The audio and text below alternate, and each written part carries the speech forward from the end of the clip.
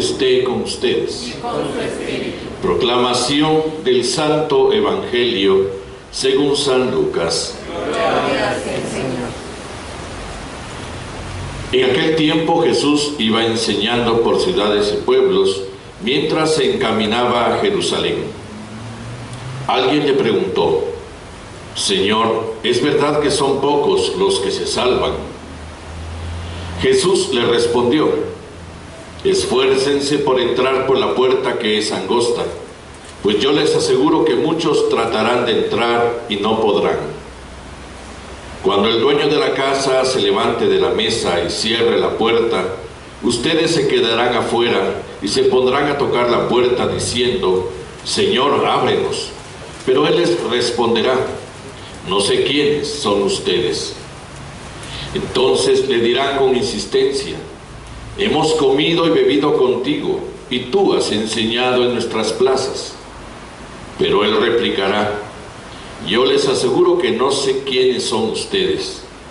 Apártense de mí todos ustedes los que hacen el mal. Entonces llorarán ustedes y se desesperarán cuando vean a Abraham, a Isaac, a Jacob y a todos los profetas en el reino de Dios, y ustedes se vean echados fuera. Vendrán muchos del oriente y del poniente, del norte y del sur, y participarán en el banquete del reino de Dios. Pues los que ahora son los últimos serán los primeros, y los que ahora son los primeros serán los últimos. Palabra del Señor. Gloria a ti, Señor Jesús. Siéntense, por favor, un momentito. Veamos el contexto en que sucede este evento que da lugar a nuestra reflexión. Jesús va camino a Jerusalén. La expectativa de los judíos, al menos de aquellos que están observando de cerca a Jesús, es que está llegando a Jerusalén y que probablemente él vaya a organizar un ejército que libere políticamente al pueblo. Por lo tanto, hay un entusiasmo particular. Es el tiempo en que el mesianismo era algo esperado y por lo tanto, en muchos, o más bien muchos, ven en Jesús el cumplimiento de esa posibilidad. Por otro lado, Israel es un pueblo que ha experimentado constantemente invasiones, deportaciones, esclavitud, destrucción por culpa de pueblos más grandes. Y por lo tanto les queda un consuelo, una esperanza. Somos el pueblo de la alianza, somos el pueblo elegido, y entonces somos los únicos que nos vamos a salvar. Los demás pueblos, de seguro, se van a ir al infierno, ¿no? Por lo tanto, esa es la intención de la pregunta, ¿no? Es decir, solo nosotros los judíos nos vamos a salvar. Por eso es eso, ¿no? Ellos quieren confirmar ante un rabino, por lo menos que le pregunta, ante un rabino, a Jesús, que lo ven como un maestro particularmente famoso, que es verdad, que solo los hijos de Israel, solo los que están en el contexto de la alianza, son aquellos que se van a salvar. Y es una forma también de reivindicar toda esa historia dolorosa. Pero Jesús no contesta precisamente con la intención de este hombre, y no coincide con esa intención tampoco. Les da a entender que han perdido el tiempo, que no lo han descubierto, que no han querido verlo a él precisamente como la conclusión de esa esperanza, y por lo tanto entonces no han querido hacer caso al camino precisamente de la verdad que viviéndola los haría un pueblo libres. Y por lo tanto no son solo ellos, serán todos aquellos que descubriendo la verdad van a salvarse. Por eso les habla de un esfuerzo. Esfuércense por entrar por la puerta angosta. Entonces no se trata solo de pertenecer a Israel, no se trata solo de pertenecer al pueblo de la alianza, pues creímos que era suficiente. No, hay que vivir, hay que ser coherentes, hay que acoger la verdad, precisamente esa verdad que ustedes han rechazado, porque no han querido reconocerme a mí como la verdad, y por lo tanto, acogiendo la verdad, hay que ser coherentes con ella, hay que vivir. Por eso, ese esfuércense nos pone delante de una corresponsabilidad de vida. La salvación es verdad, es don de Dios.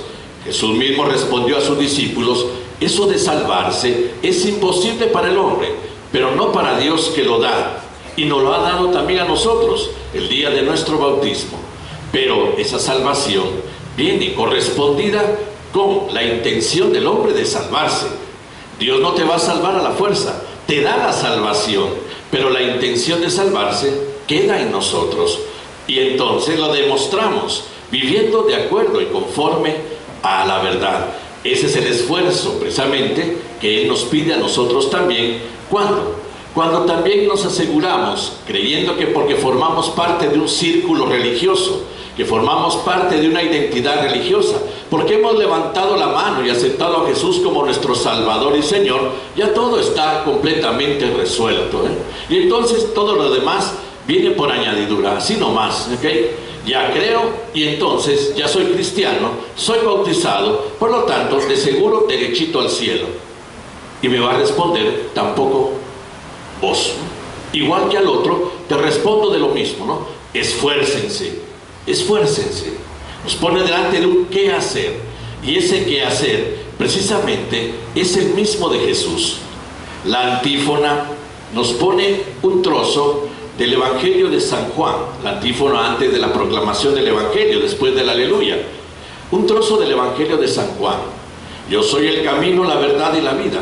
Nadie va al Padre si no es por mí.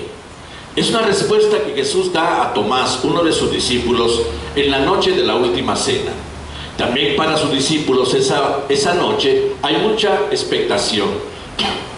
Será el momento en que vamos a organizarnos para liberar a Israel.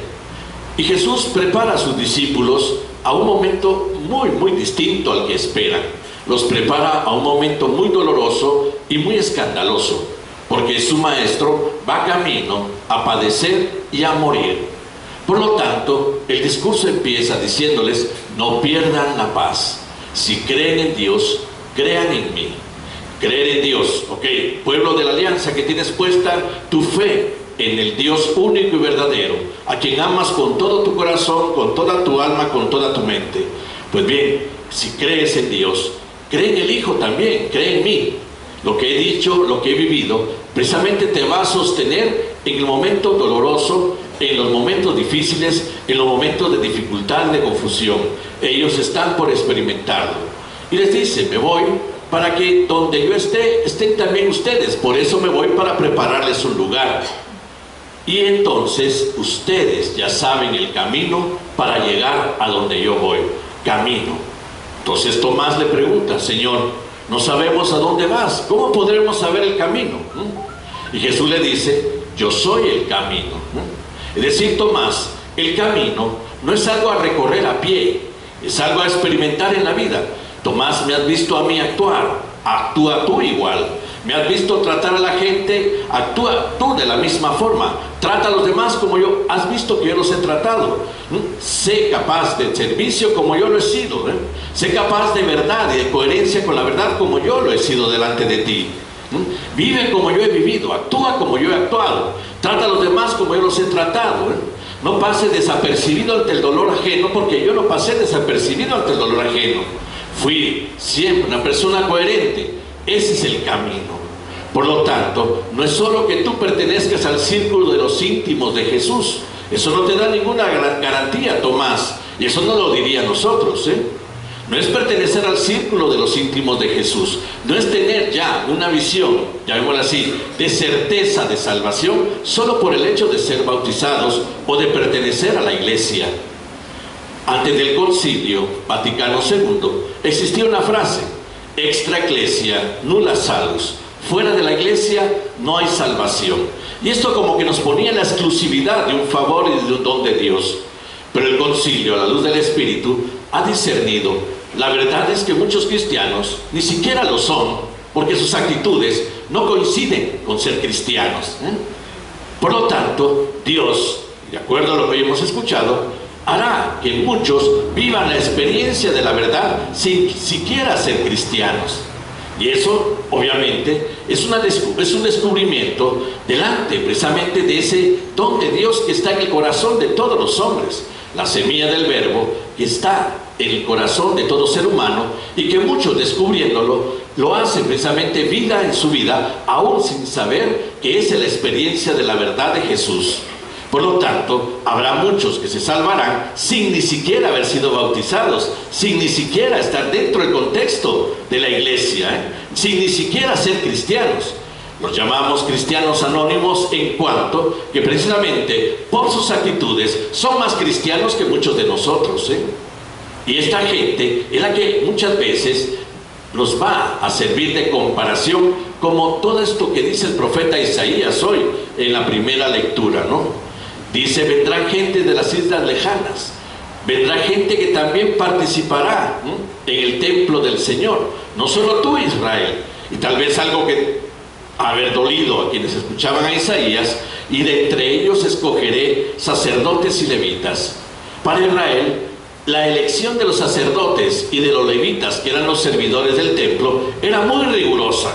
Para ser sacerdote del templo se tenía que ser descendiente directo de Aarón, hermano de Moisés.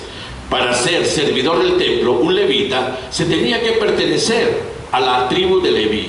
Por lo tanto, la pureza de ascendencia arónica y también de pertenencia a la tribu de Leví garantizaba ese prestigio, esa posición, ¿no? Ese privilegio, que obviamente también daba lugar a un culto a la persona de parte del pueblo. Pues no creas que porque sos el descendiente de Aarón y sos de la tribu de Leví, sos y tenés la exclusividad de este servicio. No, yo puedo hacer de cualquiera sacerdote y levita, es decir, dependerá de la acogida de la verdad, de la credibilidad de la verdad y de la vida de la verdad. Por eso, nuestro patrono, San Juan Bautista, cuando tiene una discusión con los fariseos se ponen como los verdaderos hijos de Abraham. Y Juan el Bautista les contesta, hijos de Abraham, hasta de las piedras Dios puede sacar hijos de Abraham. Y Jesús, en un momento de cólera, también dirá lo mismo, hijos de Abraham, hagan las obras de Abraham. Y nos lo dirían nosotros también, cristianos, pues sean coherentes, vivan de acuerdo como en la fe que tienen, porque entonces no hay nada que les garantice que de verdad se van a salvar, si no es precisamente ser coherentes en la vida de la verdad. Y por eso cuidado con las certezas que a veces salen de ciertos cumplimientos religiosos que en realidad no coinciden con la conducta que deberíamos de tener.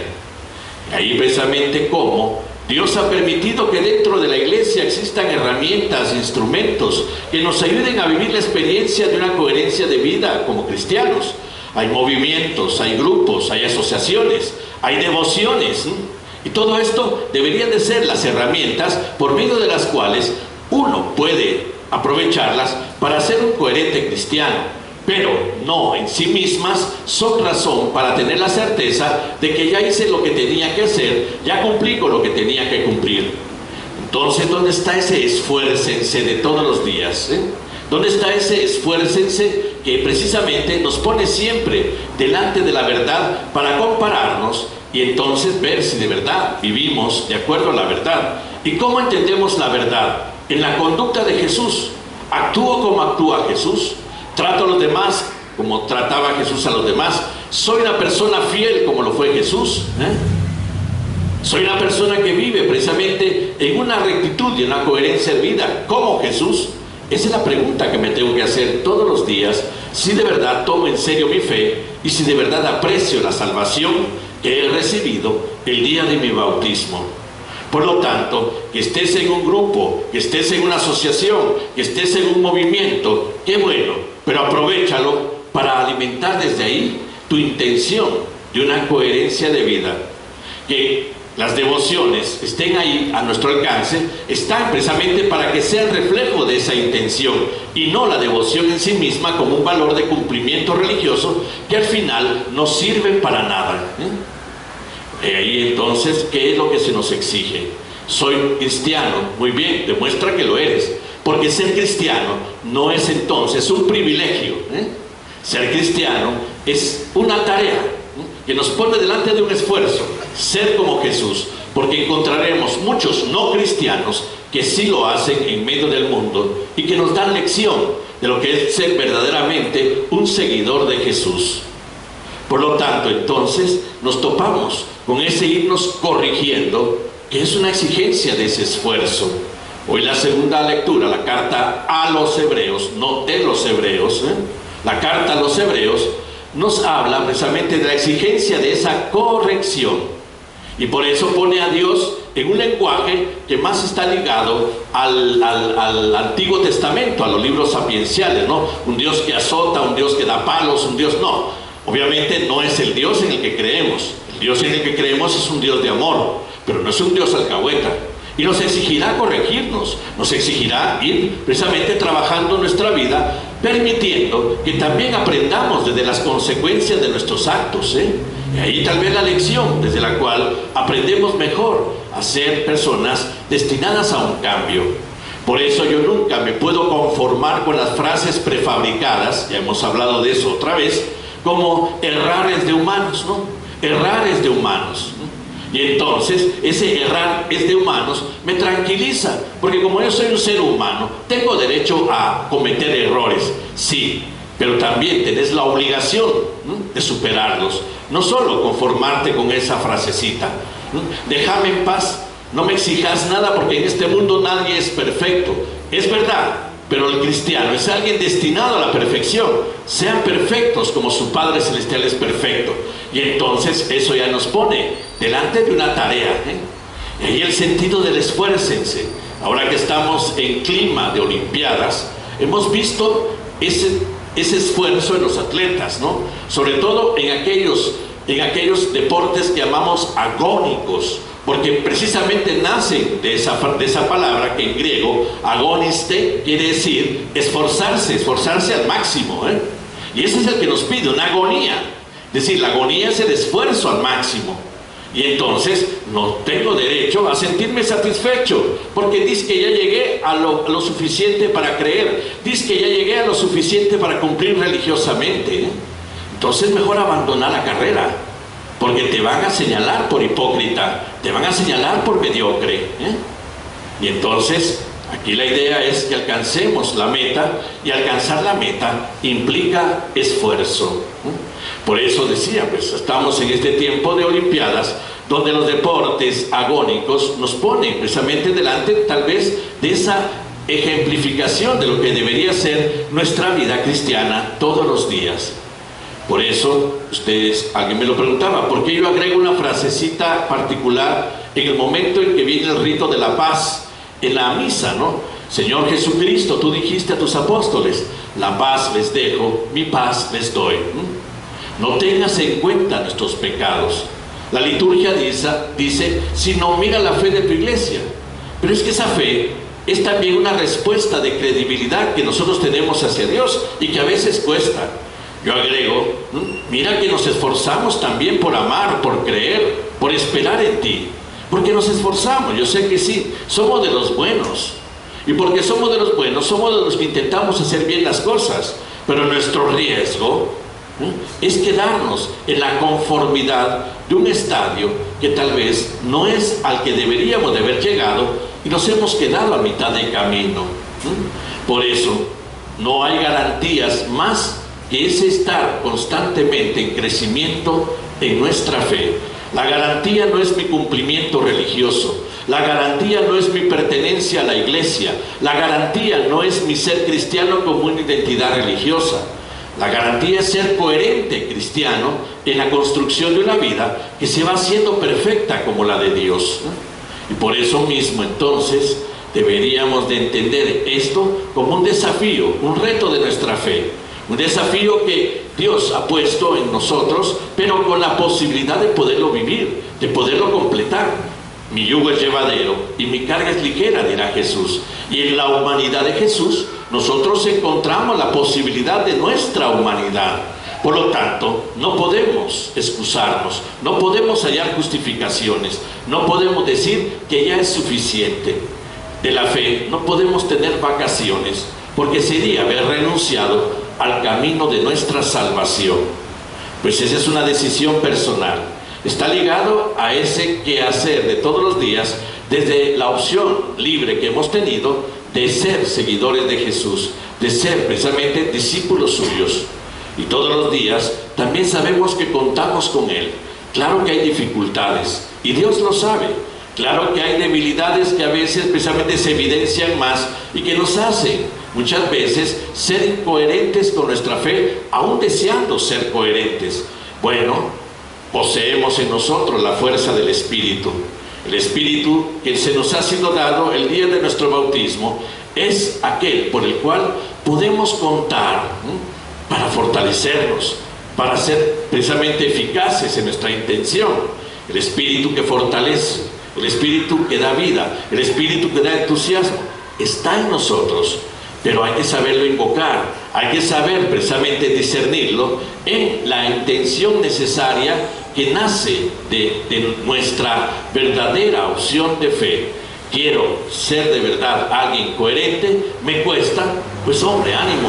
Aquí está el Espíritu que te ayuda, que te anima, que te da precisamente esa fuerza necesaria para que de verdad cumplas tu intención, para que se haga realidad en tu vida esa perfección a la que has sido llamada, a la que hemos sido llamados.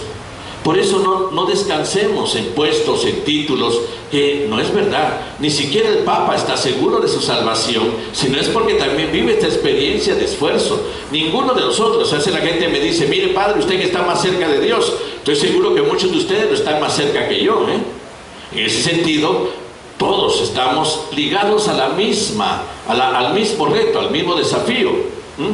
Métanse a buscar un par de personajes en la historia de la iglesia, googleen Alejandro VI, googleen Julio II, y se les va a parar el pelo. Y eran dos papas, y van a ver qué historia la que tienen. Por eso ni siquiera ser papa es garantía de la salvación, sino el ser precisamente uno que se esfuerza para vivir coherentemente su fe, y estoy seguro que el Papa Francisco lo hace, estoy seguro que nuestros papas anteriores lo han hecho, y que muchísimos de nosotros también vivimos esa experiencia diaria de esforzarnos. Pues bien, ánimo, porque lo que se nos pide ahora está ligado también a la posibilidad de realizarlo. Por eso Jesús se pone como referencia, y no solo, sino también como mano de apoyo, como hermano que camina a nuestro lado, como compañía necesaria para sentirnos acompañados y fortalecidos para alcanzar la meta que nos hemos propuesto. Vamos a confirmar nuestra fe.